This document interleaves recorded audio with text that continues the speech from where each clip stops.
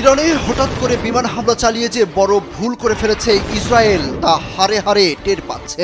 কারণ ইরানের পাল্টা হামলায় তেল আবিব এখন এক ধ্বংসস্তূপের নগরী। শুধু সাধারণ বসতবাড়ি নয়, ক্ষতিগ্রস্ত হয়েছে অনেক গুরুত্বপূর্ণ স্থাপনাও। তেমনই একটি গুরুত্বপূর্ণ স্থাপনা বা প্রযুক্তির মেরুদণ্ড গুঁড়িয়ে দিয়েছে ইরান।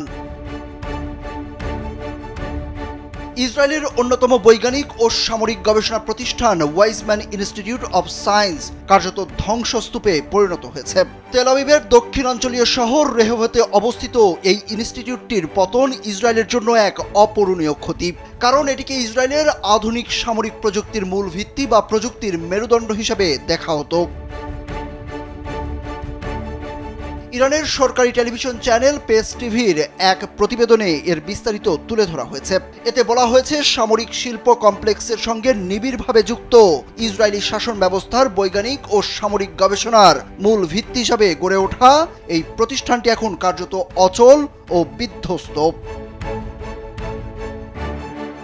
পর্যবেক্ষকরা বলছেন, ইরানের ক্ষেপণাস্ত্র হামলায় শুধু ইনস্টিটিউটের স্থাপনা নয়, কয়েক দশকের গবেষণা, কোটি কোটি ডলারের যন্ত্রপাতি এবং বহু জীববৈজ্ঞানিক নমুনা, উপাত্ত ও পেটেন্টের সম্ভাবনাও পুরোপুরি ধ্বংসপ্রাপ্ত হয়েছে।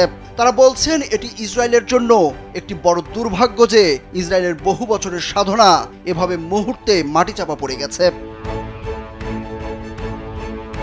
ওয়াইজম্যান ইনস্টিটিউট ইসরায়েলের সামরিক শিল্পের সঙ্গে সরাসরি যুক্ত এমন একটি সংস্থা যেখান থেকে ড্রোন, কৃত্রিম বুদ্ধিমত্তা, সাইবার যুদ্ধ, কোয়ান্টাম কম্পিউটিং, বিকল্প জিপিএস প্রযুক্তি এবং এমনকি পারমাণবিক গবেষণার মতো উচ্চ প্রযুক্তি সংক্রান্ত কার্যক্রম পরিচালিত হতো।